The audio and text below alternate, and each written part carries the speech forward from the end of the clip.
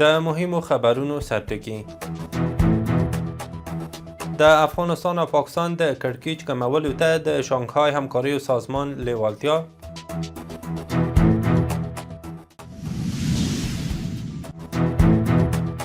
تاشکند کې د اوبو اونۍ فورم کې د اوبو او انرژۍ وزارت د استازي ګډون.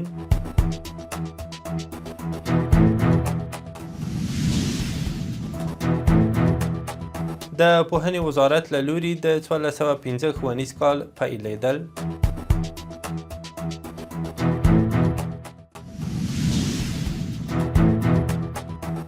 او د ایران لخوا د امریکا سره د هر ډول خبرو ردېدل. د وک ټلویزیون درنو لیدونکو سلام، وخت مو بخیر. نن پنجشنبه د وري شپږمه، اوس هم بشپړ خبرونه. د شانګهای د همکاریو سازمان سرمنشي ویلي چې یاد سازمان کولی شي د پاکستان او افغانستان ترمنځ د کړکېچ په کمولو کې منځګړیتوب وکړي، خو په هغه صورت کې چې دواړه خواوې سیاسي اراده وښیي.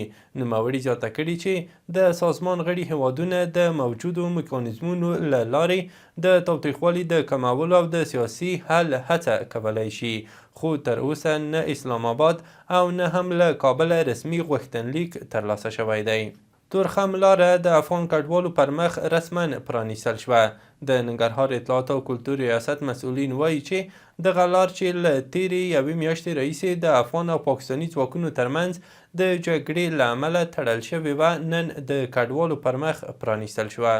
د اوبو او انرژۍ وزارت په یوه خبرپاڼه کې ویلي چې دغه وزارت د اوبو معین مجیب الرحمن عمر اخوندزاده په تاشکند کې د اوبو اونۍ فورم کې د افغانستان په اساسیتوب وینا کړې ده.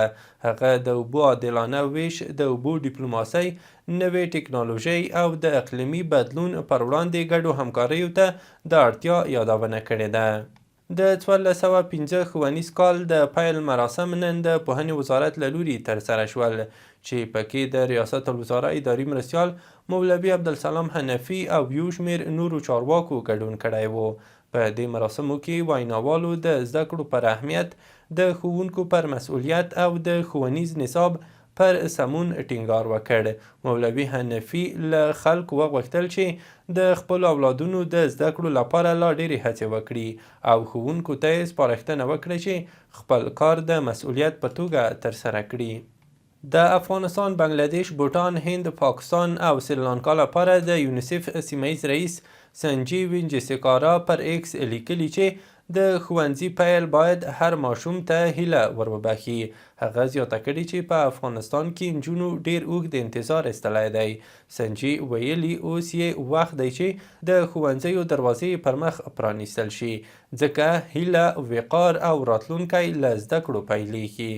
د ملګرو ملتونو ښوونیز، علمي او کلتوري سازمان یا یونسکو راپور ورکړی چې په نړۍ کې له ښوونځي پاتې شوو ماشومانو او ځوانانو شمیر د اووم پرلهپسې کال لپاره زیات شوی او 273 میلیونو ته رسیدلی دی. په راپور کې راغلي چې دا وضعیت تر ډیره د نفوس د زیاتوالي، کړکېچونو او د بودیجې د کمښت له امله رامنځته شوی او په ټوله نړۍ کې له هرو شپږو ماشومانو یو تن د زده کړو له حقه محروم دی.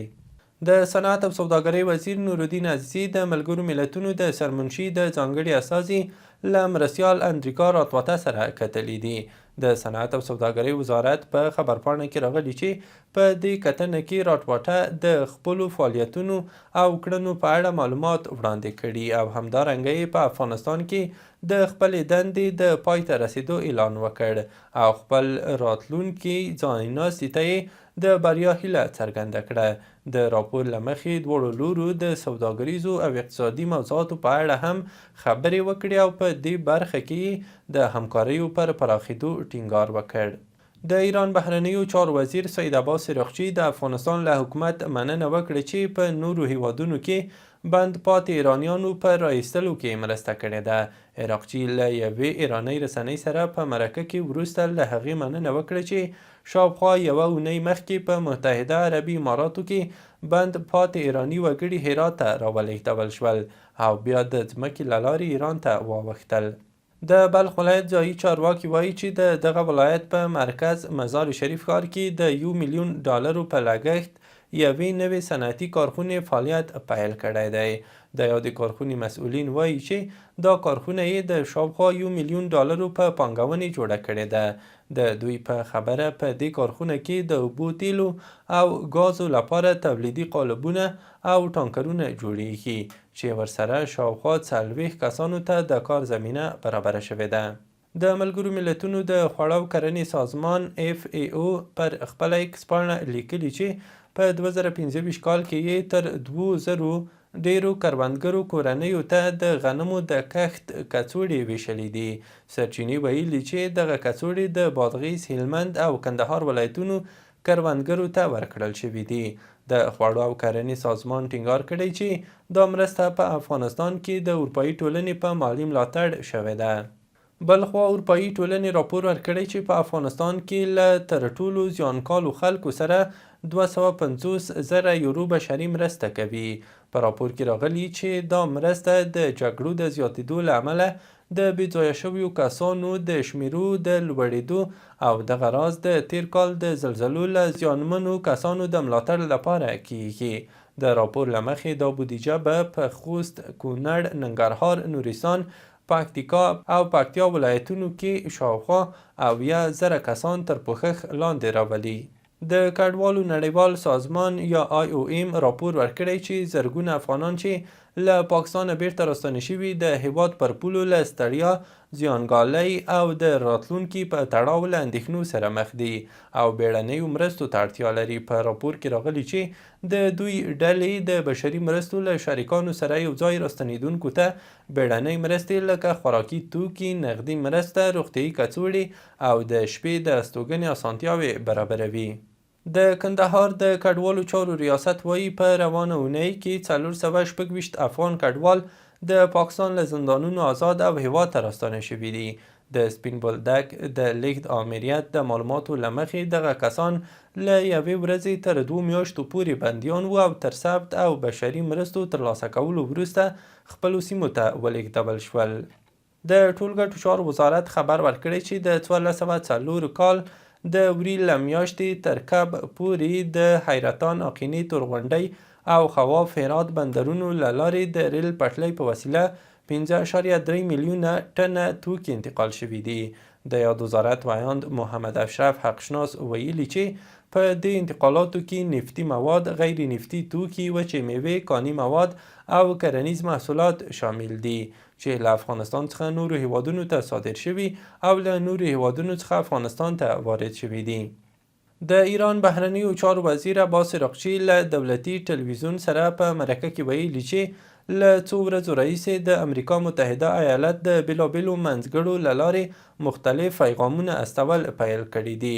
هغه زیاته کړې د ایران پالیسي د دفاع دوام دی او په خبره یې د اوس لپاره د خبرو هیڅ اراده نه لري. ایرانی رسنیو د ځینو پوځي سرچینو له قبله ویلي که د ځمکې له لارې د ایران پر سویلي ټاپوګانو بریدونه وشي، نورې جبهې به هم په فعالیت پیل وکړي. راپورونو زیاته کړي چې په یمن کې انصار الله یعنې حوثیان چمتو دي چې د باب المندب تنګی کنټرول په لاس کې واخلي. باب المندب له هرمز تنګي وروسته یو مهم سمندري تنګی دی چې د سره سمندر او د عدن خلیج ترمنځ دی او د نړۍ له مهمو سوداګریزو سمندري لارو څخه شمیرل کیږي. او وروستی خبر مو هم دا چې بنګلادیشي چارواکو ویلي چې د یوه مسافر وړونکي بس بهر ته د غورځېدو پیښه کې 23 کسان وژل شوي دي. سرچینې ویلي چې پیښه پرون د بنګلادیش په جنوبي لویدیځ راجباري ولسوالۍ کې رامنځته شوې، کله چې شاوخوا 50 مسافر لرونکی بس د کښتۍ د بارولو یا د حرکت پر مهال له کنټرول څخه وتلی و. په وژل شویو کې 11 ښځې، 8 ماشومان او 4 سړي شامل دي. له ملتیا مو مننه. وروستي خبرونه مو هم دومره وو.